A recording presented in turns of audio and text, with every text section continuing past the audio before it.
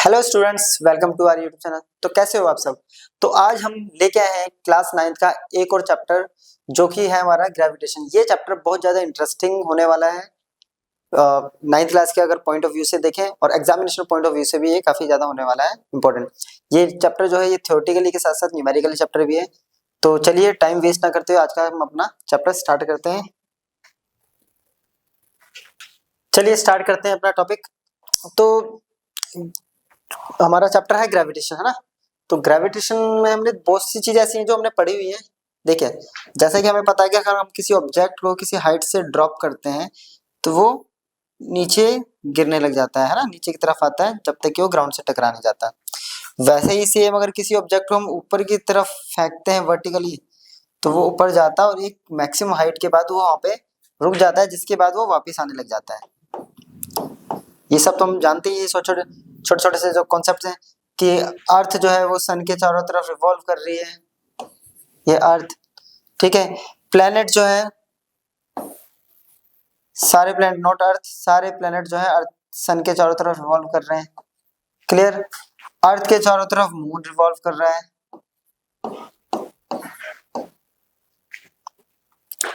पता है ये सब हम जानते हैं। ये भी पता है कि जब बुलेट फायर होती है, ऐसे करके बुलेट जब फायर होती है इस डायरेक्शन में, तो क्या वो हमेशा स्ट्रेट डायरेक्शन में चलती रहती है? तो वो क्या करती है, नहीं, वो एक डिस्टेंस के बाद धीरे धीरे धीरे धीरे नीचे की तरफ आने लग जाती है। Right, clear. कोई भी ऑब्जेक्ट को सामने जब हम फेंकते हैं तो वो कुछ टाइम तक तो स्ट्रेट लाइन में ट्रेवल करती है, फिर धीरे धीरे धीरे वो एक कर्व में आ जाती है। क्लियर। या किसी ऑब्जेक्ट को हम जब किसी एंगल पे ऐसे फेंकते हैं, ये ऑब्जेक्ट है, तो कुछ देर तक तो सीधा जाता है, देन वो एक कर्व पाथ अटेन कर लेता है। ये सारा चीज हो क्यों रहा है? तो ये बेसिकली ये जितने भी कॉन्सेप्ट्स हैं ये सारे हमारे चैप्टर के ऊपर बेस्ड है, यानी इनके ऊपर बेस्ड है, ग्रेविटेशन पे बेस्ड है सारा का सारा। ये जितने भी फिनोमेना मैंने यहाँ पे एग्जांपल्स लिए, सारे फिनोमेना जो है ये ग्रेविटेशन की वजह से हो रहे हैं। तो कॉन्सेप्ट हमारा सबसे पहले यही आता है, क्वेश्चन भी यही आएगा कि ग्रेविटेशन होता क्या है। राइट। तो ग्रेविटेशन क्या होता है? यूनिवर्स में लगने वाली किसी भी दो ऑब्जेक्ट के बीच में लगने वाली अट्रैक्शन फोर्स को कहते हैं हम ग्रेविटेशन। अब वो दो ऑब्जेक्ट क्या है? वो एक ऑब्जेक्ट मैं और आप हो सकते हो, ठीक है, हम यूनिवर्स में ही एग्जिस्ट करते हैं। तो आपके और मेरे बीच में लगने वाली अट्रैक्टिव फोर्स जो है वो कहलाती है ग्रेविटेशन, ठीक है। जैसे कि आप ग्रेविटेशन क्या हो गया, एक ऑब्जेक्ट ये है, एक ऑब्जेक्ट ये है, ये इसको अट्रैक्ट कर रहा है अपनी तरफ, इसको अट्रैक्ट कर रहे हैं, तो इन दोनों के बीच में लगने वाली फोर्स को हम कहते हैं ग्रेविटेशन, जिसकी वजह से ही क्या हो रहा है, नीचे की तरफ गिर रहा है। और इसी की वजह से जब ऑब्जेक्ट को ऊपर फेंक रहे हैं तो एक हाइट के बाद वो जाके क्या करता है, डिक्रीज करते करते करते तो यहाँ पे जीरो हो जाती है और जीरो के बाद वो नीचे आने जाती है। इसी केस में अगर यहाँ देखें, यहाँ से जब ड्रॉप करता है तो जो वेलोसिटी है इसकी हर पॉइंट पे इंक्रीज हो रही होती है। यहाँ v1 है तो यहाँ v2 होगा। इस केस में क्या है कि जो v1 है वो लेस देन है v2 से, जबकि यहाँ पे अगर पॉइंट पे v1 वेलोसिटी है, यहाँ v2 है, तो इस केस में क्या होगा कि v1 ग्रेटर देन होगा v2 से। इस केस में वेलोसिटी ऊपर जाके डिक्रीज कर रही है, इस केस में वेलोसिटी इंक्रीज कर रही है। सेम जो बुलेट वाला हमने केस लिया था अभी पीछे, फायर ऐसे होती है लेकिन ये कर्व पाथ अटेंड कर लेती है। तो कर्व पाथ क्यों ले रही है? क्योंकि इस ग्रेविटेशन की वजह से धीरे धीरे डिक्रीज हो रही है ना। तो ये सारी चीजें जो है यही हमारा ग्रेविटेशन, ठीक है। किस फोर्स की वजह से हो रहा है ये हो रहा है ग्रेविटेशन वजह से। अभी जैसे लिया था हमने अर्थ और इसके चारों तरफ मून, ठीक है। अब क्या है कि इन दोनों के बीच में एक फोर्स लग रही है, दोनों के बीच में एक फोर्स लग रही है। वो फोर्स क्या कर रही है? बैलेंस कर रही है इसको रिवॉल्व करने के लिए। कैसे कर रही है? अगर देखा जाए तो ये एक सर्कुलर ऑर्बिट में हम कंसीडर करके चलते हैं, ठीक है। ये कोई भी प्लेनेट हो सकता है, यहाँ सन है। किसी बॉडी की जो नेचुरल प्रॉपर्टी होती है वो होती है कि ये स्ट्रेट लाइन में ट्रेवल करेगा, स्ट्रेट लाइन में जाना जाता है। लेकिन यहां से एक फोर्स लग रही है जो इसको खींच रही है, स्ट्रेट लाइन में ना जाके वो बार बार क्या कर रही है, इसकी डायरेक्शन को चेंज कर रही है, वो इसको यहाँ लेके आ रही है। फिर वो अगले केस में क्या कर रही है, वो इसको यहाँ लेके आ रही है ना। तो ये जो फोर्स लग रही है ये कहां से लग रही है? सेंटर से। तो एक सेंटर वाली फोर्स है, कौन सी फोर्स? ये है ग्रेविटेशन फोर्स, ग्रेविटेशन फोर्स। तो इन दो ऑब्जेक्ट के बीच में क्या लग रही है? Gravitation force. क्लियर? इन दो ऑब्जेक्ट के बीच में क्या लग रही है? ग्रेविटेशनल फोर्स, जिसकी वजह से ये बार बार इसकी डायरेक्शन को चेंज कर रहा है। ठीक है, स्पीड तो कांस्टेंट है, लेकिन डायरेक्शन चेंज होने की वजह से ये स्पीड क्या बन जा रही है? बार बार वेलोसिटी बन जा रही है, और जिसकी वजह से ये एक्सेलरेटेड मोशन भी कहलाता है, क्योंकि वेलोसिटी चेंज हो रही है तो एक्सेलरेशन होता है। तो इस टाइप के मोशन को क्या कहते हैं? Accelerated motion. अब ये तो हो गया ग्रेविटेशनल फोर्स। ठीक है, अब ग्रेविटेशनल फोर्स ना की एक बहुत अच्छी प्रॉपर्टी है कि जैसे मैं और आपके बीच में जो ग्रेविटेशनल फोर्स लग रही है, इस बीच में बहुत सारी चीजें हैं, यानी और भी कई सारे ऑब्जेक्ट्स हैं, तो हमारे बीच में लगने वाली ग्रेविटेशनल फोर्स पे इन ऑब्जेक्ट्स का कोई इफेक्ट नहीं पड़ता। क्लियर है ये बात? तो इन ऑब्जेक्ट्स का कोई इफेक्ट नहीं पड़ेगा। अब ये जो फोर्स है, ग्रेविटेशनल फोर्स तो है, लेकिन इस फोर्स को स्पेशली अलग से क्या नाम बोलते हैं? जो सेंटर में रिवॉल्व करने में हेल्प कर रही है, तो इस फोर्स को हम कहते हैं सेंट्रीपिटल फोर्स। वो फोर्स जो किसी ऑब्जेक्ट को स्ट्रेट लाइन मोशन से सर्कुलर मोशन के अंदर लेकर आती है, उस फोर्स को कहते हैं हम सेंट्रीपिटल फोर्स। सेंट्रीपिटल का मतलब क्या होता है? तो देखिए, ये इसका सेंटर, ये ऑब्जेक्ट, ये लग रही फोर्स। सेंट्रीपिटल इसलिए बोला जाता है क्योंकि इसकी डायरेक्शन जो है वो सेंटर की तरफ है। इसकी डायरेक्शन क्या है? टुवर्ड द सेंटर और अलोंग द रेडियस। ठीक है, तो इस जो ग्रेविटेशनल फोर्स है वो कौन सी फोर्स नाम दे देते हैं उसको? जो सेंटर की तरफ लगती है उसको हमने बोल दिया सेंट्रीपिटल फोर्स। तो towards the centre of earth and along the radius. यहाँ पे तो हमने ले लिया अर्थ, या सिंपली आप कह सकते हैं सेंटर ऑफ सर्कल। ठीक है, अगर हमने यहाँ पे ले लिया जैसे कि अर्थ है और ये मून है, नहीं तो आप इसकी जगह ले सकते toward the centre of circle and along the radius. अगर इसका फॉर्मूला देखा जाए तो इसका फॉर्मूला होता है mv²/r। तो इस फोर्स को हम कहते हैं सेंट्रीपिटल फोर्स। वो फोर्स जो किसी भी ऑब्जेक्ट को सर्कुलर मोशन में घुमा रही है, रोटेट कर रही है, जैसे कि पत्थर है ना, पत्थर को हमने बांधा एक धागे से और ऐसे पकड़ा और ऐसे घुमा रहे हैं, तो ये जो हाथ से जो फोर्स लग रही है ये है हमारी सेंट्रीपिटल फोर्स। ये क्या कर रही है? उसको मूव करने में हेल्प कर रही है। बट जैसे ही वो किसी पॉइंट पे अगर वो पत्थर या धागा टूट जाता है, तो वो उसी पॉइंट से क्या करेगी? टेंजेंशियली वो पत्थर जो है निकल जाएगा, टेंजेंशियली वहां से मूव कर जाएगा। ऐसा नहीं है कि घूमता रहेगा। अगर इस पॉइंट से पत्थर छोड़ देते हैं या टूट जाता है तो वो ऐसे निकल जाएगा, इस पॉइंट से अगर जाएगा तो वो ऐसे निकल जाएगा। क्लियर? तो क्यों जा रहा है? क्योंकि नेचुरल टेंडेंसी क्या ऑब्जेक्ट है? स्ट्रेट लाइन मोशन में। उस स्ट्रेट लाइन मोशन को तो हम इस फोर्स की वजह से सर्कुलर मोशन में लेके आए थे, तो इसे कहते हैं सेंट्रीपिटल फोर्स। बेसिकली अब यहां से हमारा चैप्टर जो है वो स्टार्ट होगा। क्लियर? ये इस चैप्टर का बहुत ज्यादा इंपॉर्टेंट टॉपिक है, यहीं से पूरा चैप्टर स्टार्ट होने वाला है। तो टॉपिक हमारा न्यूटन्स लॉ ऑफ ग्रेविटेशन या यूनिवर्सल लॉ ऑफ ग्रेविटेशन भी इसको बोला जाता है। अब क्वेश्चन आता है कि ये कहां से हुआ? तो इसके बारे में आपको सब लोगों को पता है कि जब न्यूटन, है ना, पता है ना, सर आइजैक न्यूटन जब पार्क में बैठे हुए थे एक एप्पल ट्री के नीचे, तो एक एप्पल जो है वो जमीन पे आके गिरा था पेड़ से टूट के। तब उनके माइंड में यही क्वेश्चन हुआ था कि एप्पल नीचे ही क्यों गिरा, ऊपर क्यों नहीं गया। फिर उसके बाद इन्होंने इसके ऊपर रिसर्च करना स्टार्ट कर दिया, तब जाके उन्होंने ग्रेविटेशन, ग्रेविटी, इन सब की डिस्कवरी दी थी, और उसके बाद ही ये लॉ उन्होंने बनाया था। अब ये लॉ क्या कहता है? ठीक है, ये लॉ बोलता है कि every object in the universe attracts every other object. Clear? यानी इस पूरे ब्रह्मांड में हर ऑब्जेक्ट हर दूसरे ऑब्जेक्ट को अट्रैक्ट करता है किसी फोर्स से। Attracts every other object with a force. Clear? जो कि अभी हमने बताया था ग्रेविटेशनल फोर्स हो गई, which is directly proportional to the product of their masses. यानी जो डायरेक्टली प्रोपोर्शनल होगा आपके और मेरे मासेस के प्रोडक्ट के, and inversely proportional to the square of the distance between them. और इनवर्सली प्रोपोर्शनल होगा आपके और मेरे बीच में लगने वाले मास के स्क्वायर के इनवर्सली, सॉरी डिस्टेंस के इनवर्सली। यानी आपके और मेरे बीच का अगर डिस्टेंस यहां से 5 फीट है तो 5 फीट का स्क्वायर कर देंगे हम, राइट? या 5 मीटर है तो 5 मीटर का स्क्वायर कर दिया और उसको इनवर्सली कर दिया। तो ये होता है हमारा यूनिवर्सल। अब इसकी डायरेक्शन भी उन्होंने बताई थी, जो इसकी डायरेक्शन होगी वो रहेगी along the line joining the centre of the object. तो चलिए इसको क्लियर करते हैं, क्या कह रहा है। तो मैंने यहाँ पे दो डायग्राम ले रखे हैं, एक अर्थ और सन, जैसे कि अभी बताया था। तो ये अर्थ है अपने पास, ये सन है, ये इनके centre to centre line joining हो गई। अब क्या कह रहा है कि every object in the universe attracts every other object. It means इस यूनिवर्स में हर ऑब्जेक्ट हर दूसरे ऑब्जेक्ट को अपनी ओर अट्रैक्ट कर रहा है किसी फोर्स से।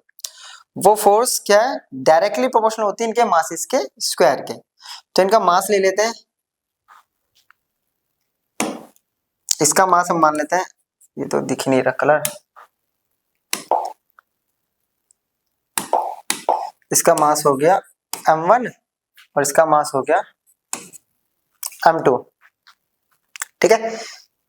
इसका मास हो गया m1, इन दोनों के बीच का जो डिस्टेंस है वो हमने ले लिया d। अब स्टेटमेंट क्या कर रहा है, जो ये फोर्स है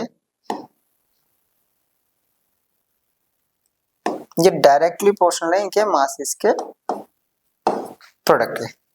क्लियर है यहां तक। और इनवर्सली प्रोपोर्शनल है किसके,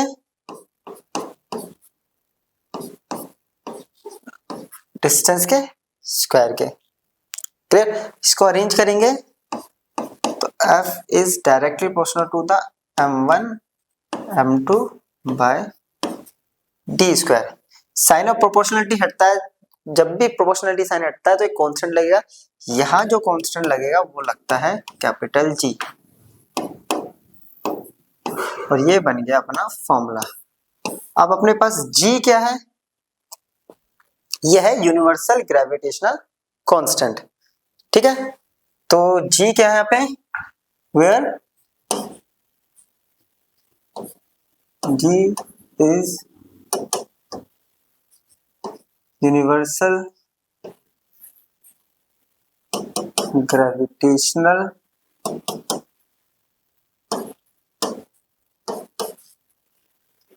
कांस्टेंट। यहाँ पे G जो है वो यूनिवर्सल ग्रेविटेशनल कांस्टेंट हो गया। क्लियर यहां तक, ठीक है। यहां तक अभी तक क्लियर है अपने को। चलिए अब आता है इस G की वैल्यू क्या होती है और इसकी यूनिट क्या होती है, ठीक है। तो चलिए पहले हम G की यूनिट निकाल लेते हैं, SI unit of G।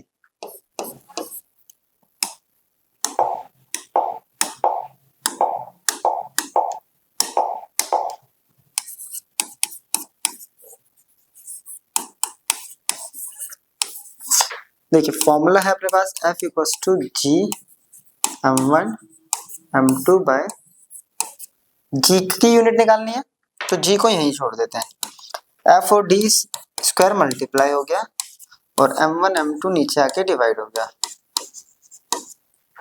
Clear. F की यूनिट होती है न्यूटन, ठीक है, इसकी होती है मीटर स्क्वायर, ये आ गया kg और ये आ गया। तो SI यूनिट क्या बन गई इसकी, ये की newton metre square kg square पर kg स्क्वायर है, या फिर kg-2 भी लिख सकते हैं। तो ये हो गई इसकी SI unit, newton metre square पर kg स्क्वायर, ठीक है। चलिए नोट कर लीजिए। अब वैल्यू निकालने के लिए वैल्यू भी बताते हैं इसकी। अपने को क्या करना है, अब अपने पास फॉर्मूला था F equals to G1 2 by D square. अपन लोगों ने क्या करा कि if m1 equals to m2 equals to 1 kg और D इक्वल्स टू 1 मीटर, क्या करा, सिंपल दो ऑब्जेक्ट थे ना ये, इन दोनों का जो मास है ये भी 1 kg का ऑब्जेक्ट हो गया और ये भी 1 kg का ऑब्जेक्ट हो गया, राइट। और हमने डिस्टेंस ले लिया इन दोनों के बीच का 1 मीटर। कि अगर दोनों ऑब्जेक्ट एक एक kg के हो गए यानी 1 यूनिट के हो गए, उनके बीच के डिस्टेंस भी कितना हो गया, 1 मीटर 1 यूनिट हो गया। तो इस केस में फोर्स कितनी हो जाएगी, या G की वैल्यू कितनी होगी, 1 × 1 अपॉन में 1 का स्क्वायर। तो F equals to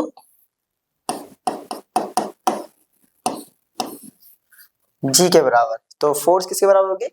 gravitational constant के बराबर। दैट इज मतलब universal gravitational constant is numerically equal to the gravitation of force of attraction between two bodies each of unit mass kept at unit distance from each other। यानी gravitational constant जो है वो force के बराबर हो गया है अगर दोनों ऑब्जेक्ट का मास 1 kg है और उनके बीच का डिस्टेंस 1 मीटर है। क्लियर? चलिए अब इसकी वैल्यू क्या होती है? तो इसकी वैल्यू होती है 6.67 इंटू 10⁻⁻11। ये वैल्यू जो है साइंटिस्ट हेनरी कैवेंडिश ने दी थी, राइट? हेनरी कैवेंडिश ने दी थी। उनका ईयर है 731 से 1810 अप्रोक्स, जबकि न्यूटन्स का जो था वो था 1610। लगभग 100 साल बाद हेनरी कैवेंडिश साइंटिस्ट आए थे जिन्होंने इसकी वैल्यू को सबसे पहली बार मैथमेटिकली प्रूव किया था। क्लियर? तो जो वैल्यू निकाली थी मैथमेटिकली वो वैल्यू ये था, ये वैल्यू उन्होंने दी थी 6.67 इंटू 10⁻⁻11। ऐसा यूनिट अपने को पता है न्यूटन मीटर स्क्वायर पर केजी स्क्वायर। क्लियर? अब आता है इस जी की वैल्यू। अगर ध्यान से देखा जाए तो यह है 10⁻⁻11। 11 बोले तो बहुत छोटी वैल्यू होगी माइनस में, क्योंकि 11 मतलब -11 मतलब नीचे जाके 10⁻11 से डिवाइड हो रही है ये वैल्यू, तो बहुत छोटी वैल्यूज होगी, है ना, बहुत नेग्लिजिबल वैल्यू हो गई। तो ये जी की वैल्यू जो है वो किस किस पे डिपेंड नहीं करती? तो फर्स्ट ऑब्जेक्ट के मासेस पे डिपेंड नहीं करती जी की वैल्यू। क्लियर? उन दोनों के बीच के डिस्टेंस पे भी डिपेंड नहीं करती।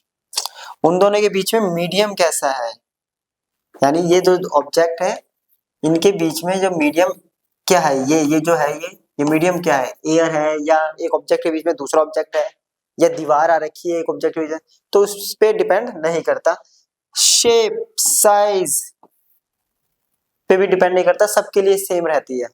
और लास्ट बॉडी का नेचर कैसा है, टेरेस्ट्रियल बॉडी है अर्थ पर है या सेलेस्टियल बॉडी है या अर्थ से बाहर है, तो इस पे भी डिपेंड नहीं करता। ये सबके लिए क्या है, सेम वैल्यू है, सबके लिए कांस्टेंट वैल्यू रहेगी, इसलिए इसका नाम बोला गया है यूनिवर्सल ग्रेविटेशनल कांस्टेंट। तो पूरी यूनिवर्स के लिए एक ऐसी वैल्यू हो गई, एक कांस्टेंट वैल्यू है। क्लियर? टॉपिक बहुत इंपॉर्टेंट है, इसका मैथमेटिकल एक्सप्रेशन एग्जाम में पूछा जाता है। मैथमेटिकल एक्सप्रेशन कौन सा?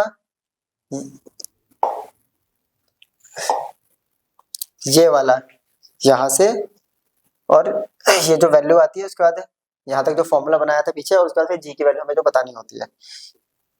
क्लियर? जी की वैल्यू अपने को पता चलेगी, ये जी की वैल्यू हो गई। अब आता है इस यूनिवर्सल लॉ का इंपॉर्टेंस क्या है? तो इसका इंपॉर्टेंस बहुत ज्यादा है नेचर में। कोई भी ऑब्जेक्ट ऊपर से नीचे क्यों गिर रही है? ग्रेविटेशन फोर्स की वजह से, अर्थ के ग्रेविटेशन फोर्स की वजह से, है ना।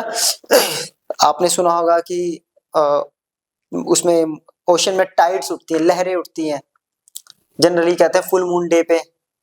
तो क्या होता है, वो मून के ग्रेविटेशन की वजह से, मून अट्रैक्ट करता है, बदले में अर्थ भी उसको अट्रैक्ट करती है ना। तो उसकी वजह से फिर आता है ऑलरेडी जो हमने स्टार्टिंग में डिस्कस किया था, रिवॉल्व क्यों कर रहे हैं सारे प्लैनेट्स सन की तरफ? तो ग्रेविटेशन फोर्स एक दूसरे को बैलेंस करके बैठी हुई है। अर्थ की चारों तरफ मून रिवॉल्व कर रहा है, अगेन ग्रेविटेशन फोर्स। ठीक है, अर्थ की वो फोर्स जिसकी वजह से हम अभी खड़े हैं यहाँ पे, सिंपल मैं आपको पढ़ा रहा हूँ, खड़ा हुआ हूँ, ठीक है, ये बोर्ड सामने लगा हुआ है, तो अर्थ की ग्रेविटेशन की वजह से। तो ऐसे बहुत सारे हैं, ऊपर से झरने क्यों गिर रहे हैं, है ना, वाटरफॉल जमीन की तरफ क्यों गिर रहा, पानी ऊपर ही क्यों नहीं जा रहा, तो अर्थ की ग्रेविटेशन। तो इंपॉर्टेंस तो बहुत ज्यादा है इस लॉ के, इनफाइनाइट इंपॉर्टेंस है, तुम लोग आपस डेली देखते हो कितने सारे इंपॉर्टेंस, तो ये इसके इंपॉर्टेंस होंगे, 2-3 जो आपसे पूछे जाते हैं। चलिए अब ये क्वेश्चन है कि क्या अर्थ, जब एप्पल नीचे गिरा, जब न्यूटन के माइंड में आया कि एप्पल नीचे गिरा, नीचे ही क्यों गिरा, फिर उसके बाद धीरे धीरे बात आती है ना, उन्होंने रिसर्च किया, रिसर्च के बाद अपने लॉ दिए, उसके बाद ये पता चला कि ये एक दूसरे को अट्रैक्ट कर रहे हैं। अभी बताया ना ग्रेविटेशनल फोर्स क्या, यूनिवर्स में लगने वाले दो ऑब्जेक्ट के बीच में अट्रैक्टिव फोर्स। तो क्या अर्थ जब एप्पल को अट्रैक्ट कर रही है तो बदले में एप्पल भी अर्थ को अट्रैक्ट कर रहा है या नहीं? तो यस, तो अर्थ ही क्यों सॉरी एप्पल ही क्यों अर्थ की तरफ मूव कर रहा है, अर्थ क्यों नहीं जा रही? तो उसका रीजन अब आपको बताते हैं। देखिए F इक्वल्स टू, अभी आया था gravitational force G m1 m2 by D square. ये तो हो गया ग्रेविटेशन फोर्स। और जब मोशन में है तो न्यूटन सेकंड लॉ भी अप्लाई होगा, एम ए, और A equals to F upon M. Clear? यही होता है ना, acceleration equals to force upon में मास। अब जरा समझते हैं ए क्यों, क्योंकि एक्सीलरेशन मूव कर रहा है ना, तो हमें एक्सीलरेशन निकालना है। अब जरा समझिए, अगर मैं यहाँ पे कैलकुलेट करूं for earth, acceleration of earth कितना होगा, एफ अपॉन में एम ए। और बात करेंगे अगर एप्पल के लिए,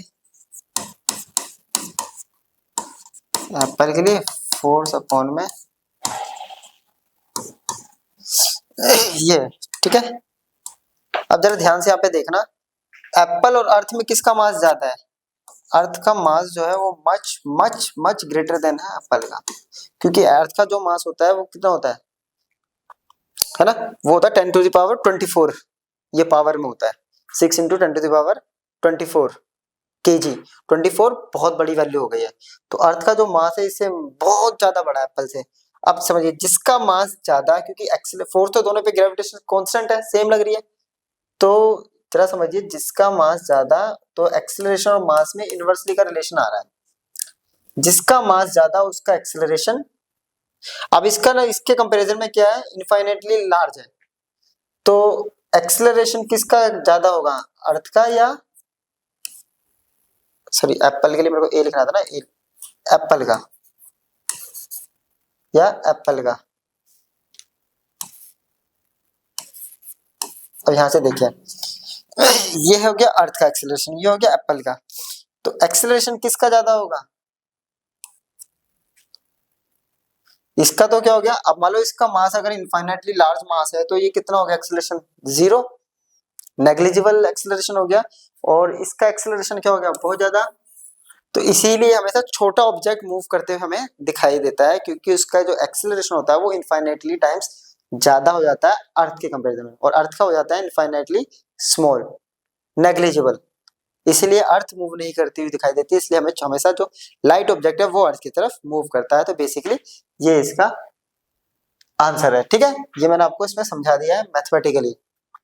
तो अगर वैसे थ्योरेटिकली समझना तो सिंपल से समझिए कि अर्थ का मास जो होता है वो एप्पल के मास के कंपैरिजन में इनफाइनाइटली लार्ज है, जिसकी वजह से according to Newton second law जो एक्सीलरेशन होता है अर्थ का वो नेग्लिजिबली जीरो हो जाता है या नेग्लिजिबली स्मॉल हो जाता है, और एप्पल का जो एक्सीलरेशन होता है वो बहुत ज्यादा हो जाता है, इनफाइनाइटली लार्ज। इसीलिए एप्पल जो है वो अर्थ की तरफ मूव करता हुआ हमें विजिबली दिखाई देता है।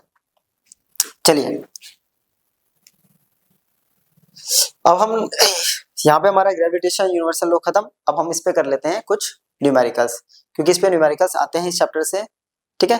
तो बेसिकली 3 से 4 वीडियो में मैं ये चैप्टर खत्म कर दूंगा ग्रेविटेशन पूरा। तो चलिए पहला क्वेश्चन स्टार्ट करते हैं। Find the gravitational force between earth and an object of mass 1 kg place on its surface, mass of earth and radius of earth. Simple सा क्या है कि हमें ग्रेविटेशनल फोर्स निकालनी है अर्थ और एक ऑब्जेक्ट में, ठीक है।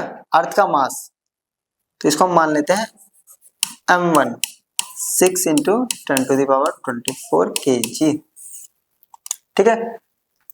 क्लियर है? और दूसरे ऑब्जेक्ट का मास वो है अपने पास 1 kg, और दूसरा ऑब्जेक्ट जो है ध्यान से देखिए 1 kg वाला अर्थ के सरफेस पे रखा है, यानी अगर अर्थ ऐसे है हमारे पास तो दूसरा ऑब्जेक्ट कहाँ रखा है, यहाँ रखा है सरफेस पे, इन दोनों के बीच का डिस्टेंस, और ये हमें रेडियस दे रखा। तो डिस्टेंस कितना हो गया, ये जो रेडियस है यही हमारा क्या हो गया डिस्टेंस। तो d कितना हो गया अपने पास 6.4 इंटू 10 टू द पावर 6, ठीक है। ये होता है रेडियस, जिसको हम लिख सकते हैं 6400 किलोमीटर। लर्न करने के लिए अपने माइंड में रखिए 6400 किलोमीटर, देन उसको मीटर में कन्वर्ट कर दीजिए। ये हो गया। अब ग्रेविटेशनल फोर्स क्या होती है, F equals to G m1 m2 by d square. G 6.67 into 10 to the power -11, mass 6 into 10 to the power 24, 1 upon में 6.4 इंटू 10 टू द पावर 6। अब क्या करना अपने को, पहले 10 की पावर सॉल्व कर लेते हैं। 24 - 11 है ना। 24 में से अगर 11 गया तो ये कितना बचा, 13। 13 में से फिर ये 6 माइनस जाएगा तो 7, 10 टू की पावर 7, तो अपने पास वैल्यू बची है 6.67 इंटू 6 10 की पावर 7 और अपॉन में 6.4। और कुछ बचा ही नहीं है, पॉइंट हटाएंगे यहाँ 10, यहाँ पॉइंट हटाऊंगे तो 10 की पावर 2 जो इससे कट जाएगा। इसको सॉल्व कर देंगे, ये जाएगा 3 पे और ये जाएगा 32 पे। तो इसको सॉल्व करेंगे तो वैल्यू आएगी 9.8 न्यूटन। तो ये आ गई फोर्स की वैल्यू 9.8 न्यूटन। क्लियर यहां तक? चलिए नेक्स्ट क्वेश्चन देख लेते हैं। कह रहा है the gravitational force between two object is F. How will this force change when distance between them is reduced to half. The mass of each object is 4 times. First क्या कह रहा है, दो ऑब्जेक्ट के बीच की ग्रेविटेशनल फोर्स कितनी है, F. तो मान लेते हैं हम दो ऑब्जेक्ट के बीच का ग्रेविटेशनल फोर्स F है और वो क्या होती है, G m1 m2 by d square, right. ये रहा, ये बेसिक होता है। फर्स्ट केस बोल रहा है कि बिटवीन देम इज, यानी डिस्टेंस, जो नया डिस्टेंस है वो पहले वाले डिस्टेंस का हाफ है। तो यहाँ अगर वैल्यू पुट करेंगे तो एफ डैश कितनी हो जाएगी, जी m1 m2 अपॉन में डी डैश का स्क्वायर। डी डैश की वैल्यू क्या है, d/2 पुट कर देते हैं। चलिए जी m1 m2 अपॉन में d/2 का स्क्वायर, तो ये आ गया d स्क्वायर बाय 4, है ना। स्क्वायर करेंगे और 4 आ गया ऊपर, तो f dash equals to 4 g m1 m2 by, आप ध्यान से देखिए, g m1 m2 by D square, g m1 m2 by D square क्या है, f। या तो ये तरीका है, नहीं तो आप क्या कर सकते हैं, जो ये फर्स्ट जो हम इक्वेशन बनाते हैं ये वाली, इसको इससे डिवाइड कर दीजिए, हर बार आंसर वही आएगा। ठीक है, तो एक मेथड तो ये हो गया, सिंपल सा पता चल रहा है कि f डैश जो है वो 4 टाइम्स ऑफ f हो गया। या इसको सिंपल क्या करना है आपको, f डैश को पुराने वाले f से हमेशा डिवाइड कर देना। तो ये आ रहा 4g m1 m2 by D square, यहाँ आ जाएगा g m1 m2, इसका डी स्क्वायर ऊपर गया, डी स्क्वायर ये कट गया। देखिए अगेन f डैश इधर जाके मल्टीप्लाई, तो कितना आ रहा है 4 आएगा आंसर वही, तो 4 टाइम्स हो जाएगी। फोर्स क्या हो जाएगी, कह रहा है कि फोर्स पे क्या इफेक्ट पड़ेगा या फोर्स कितनी चेंज होएगी, तो फोर्स हो गई नहीं 4F, that is 4 times. Second part बोल रहा है the mass of each object is 4 times. ठीक है, कि m1 जो है वो 4m1 हो गया और m2 डैश जो है वो 4m2, यानी दोनों का मास जो है वो 4 गुना हो जाएगा।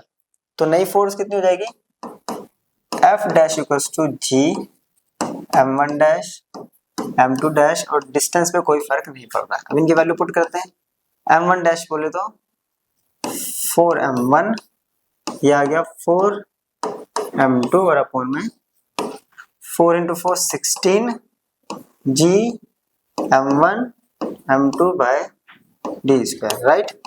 अब देखिए G m1 m2 by D square again F, तो F डैश कितनी हो गई अपने पास 16 टाइम्स, ये हो गई 16 टाइम्स और पहले वाले का हो गया 4 times.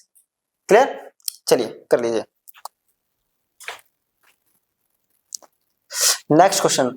A body of mass 1 kg is placed at a distance of 2 meter from another body of mass 10 kg. At what distance from the body of 1 kg another body of mass 5 kg be placed so that the net force of gravitation acting on the body of mass 1 kg is 0? ठीक है question, अब question जरा समझते हैं। एक body है जिसका मास 1 kg है, उसे रखा गया 2 मीटर दूर दूसरी बॉडी तो 10 किलो से, राइट। तो चलो इसके लिए पहले लाइन बना लेते हैं, इससे इजी रहेगा। ऐसे ये एक ऑब्जेक्ट हो गया, इसका मास हो गया 10 kg, अभी नाम दे देंगे इसको m1। क्लियर? इससे 10 kg मास से एक यहाँ पे ऑब्जेक्ट है जिसका मास है 1 kg, रखा गया है 2 मीटर दूर।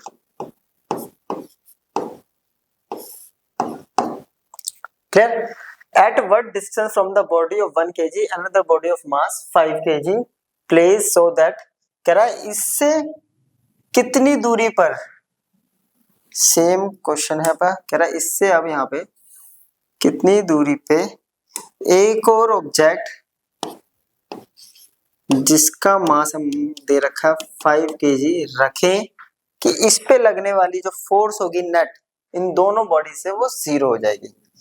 अब जरा इस डिस्टेंस को हम लेट कर लेते हैं कि मान लेते हैं वो x डिस्टेंस पे रखा गया है ऐसे, है ना, यही तो अपने को फाइंड आउट करना है। क्लियर? अब इस पे फोर्स जो लग रही है ये लगेगी, इस पे फोर्स जो लग रही है वो ये लगेगी। इस पे हम मान लेते हैं कि F1 फोर्स लग रही है जबकि इस पे लग रही है F2। क्या बोल रहा है हमें? Net force on 1 kg is 0। 1 kg 0 का मतलब क्या है कि इस पे फोर्स जो है 0 लग रही है, और 0 कब लगेगी? सिंपल सी बात है, 0 तब लगेगी जब F1 और F2 बराबर होगा, क्योंकि जब F2 इधर आएगा माइनस होकर आंसर कितना आना चाहिए? 0। सिंपल सी बात है ना। इस पे फोर्स कब 0 लगी कि इस पे लगने वाली फोर्स और ये दोनों फोर्स इक्वल होंगी, तो नेट सम कितना हो गया? 0। अब वैल्यू निकालते हैं F1 की। F1 क्या होगा? G M1 into M upon में डिस्टेंस कितना है?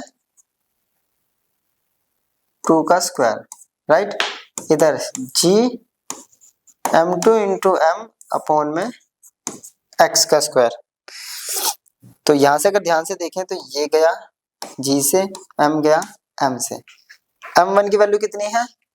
10 kg, 10/4 ये आ गया, 2 का स्क्वायर 4। इसकी वैल्यू है 5 kg, 5/x square. x square को लेके जाते हैं 5 इंटू 4/10, राइट। 2 तो x स्क्वायर 2 के बराबर, तो x इक्वल्स टू √2 जो कि होती है वैल्यू 1.414। तो इतनी दूरी पे अगर रखना पड़ेगा हमें इन दोनों को कि जब इस पे नेट फोर्स 0 हो जाएगी। क्लियर? चलिए next. Two objects of mass 50 kg and 90 kg separated by a distance exerted a force of 3 Newton on each other. What will be the gravitational force between them if mass of body is double, mass of both bodies is half, distance of separation of bodies is double? ठीक है, ये question है। क्या कह रहा है? दो object हैं, एक का मास है 50 kg और दूसरे का मास है 90 kg। इन दोनों के बीच में जो फोर्स लग रही है that is F equals to है G M1 M2 बाय, ये कह रहा है D स्क्वायर। डिस्टेंस हमें दे नहीं रखा और ये है 3 न्यूटन के बराबर। क्वेश्चन फर्स्ट नाम, राइट, ये 3 न्यूटन फोर्स है। अब बोल रहा है कि mass of body is double. First part कि बॉडी का जो मास है डबल।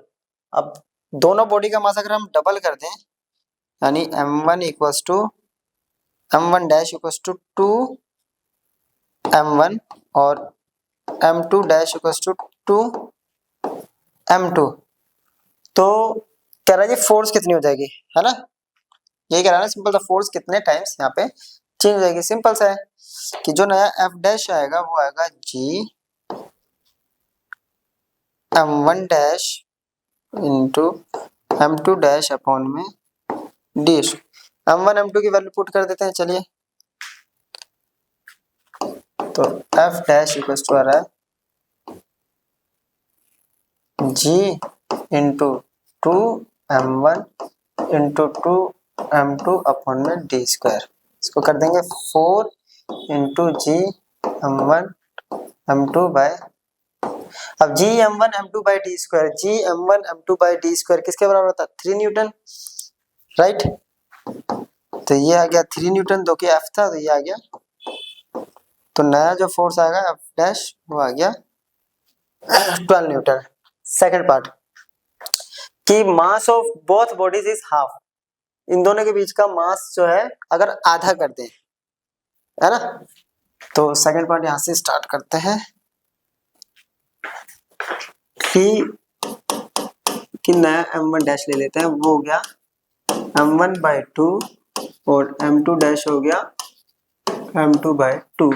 तो वही again f dash equals to g m1 dash m2 dash by D square. अब इनकी वैल्यू पुट करते हैं, जो कंडीशन दे रखी है m1/2 into m2/2 into D square. अब इसको अरेंज करेंगे तो क्या आएगा 1/4 जी m1 m2 और ये जो था मैं 3 न्यूटन दे रखा था, राइट।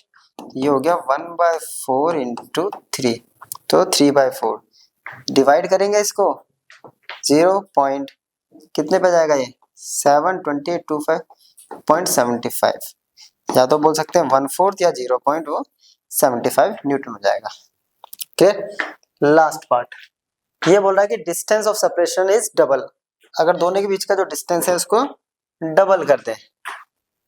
थर्ड पार्ट तो डी डैश जो है वो 2d हो गया, तो F dash equals to G m1 m2 upon में D dash square, G m1 m2 D dash की वैल्यू कितनी है 2d का स्क्वायर, कितना आ गया जी m1 m2 अपॉन में 4d square, again 1/4 G m1 m2 by D square, ये किसके बराबर है 3 न्यूटन।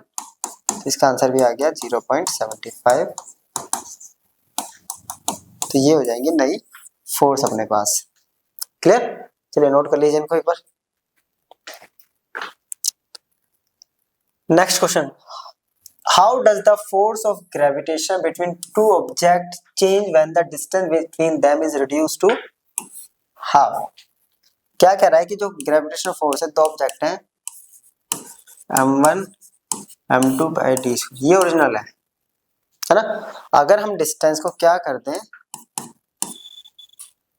इस पहले वाले डिस्टेंस से हाफ कर दें, तो नई ग्रेविटेशनल फोर्स क्या होगी, हाँ नई ग्रेविटेशनल फोर्स क्या होगी। तो सिंपल से अपने पास F dash D m1 m2 by, हमेशा नई वैल्यूज पहले पुट किया करो, उसके बाद हम उनकी जो भी वैल्यूज कंडीशन दे रखी है वो पुट करेंगे, तो उससे इजी हो जाता है। क्लियर। तो जी m1 m2 डी डैश की वैल्यू है d/2 का स्क्वायर, डी स्क्वायर बाय 4 ऊपर चला गया, तो F dash equals to 4g m1 m2 by G m1 m2 by D square, G m1 m2 by D square क्या है f, तो f dash equals to 4f, that is 4 times. तो हमारी नई फोर्स जो है वो 4 टाइम्स हो जाएगी। Next question, what happens to the force between two objects if the mass of one object is double, the distance between the object is double and triple, the mass of both objects are double। First पहले हम करते हैं कि gravitational force पे क्या effect पड़ेगा। पहले हम ग्रेविटेशनल फोर्स यहाँ पे ओरिजिनल ग्रेविटेशनल फोर्स लिख देते हैं, ये है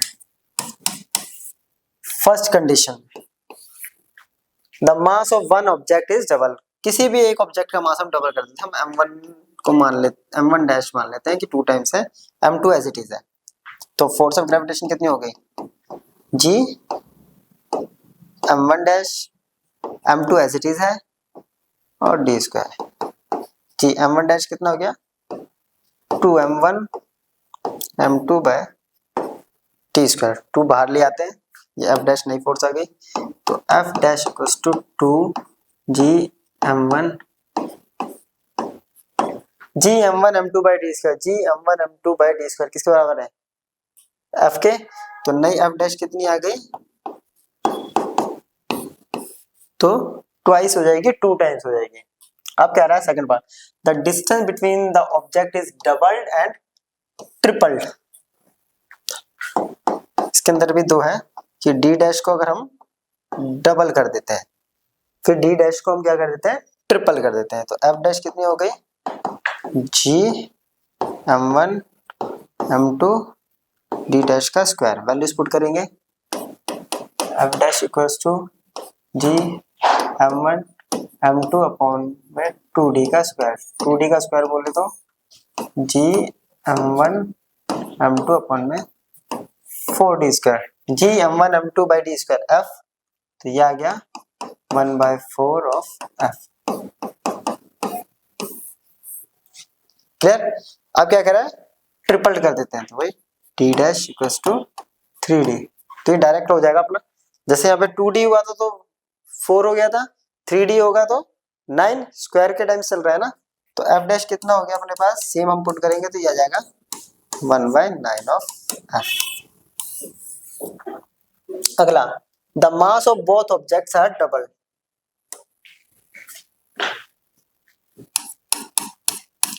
कि m1 equals to m1 dash equals to 2m1 और m2 डैश इक्वल्स टू, दोनों के मास को कह रहा है डबल कर देते हैं। चलिए, तो क्या होगा, f G m1 dash m2 dash D square, जी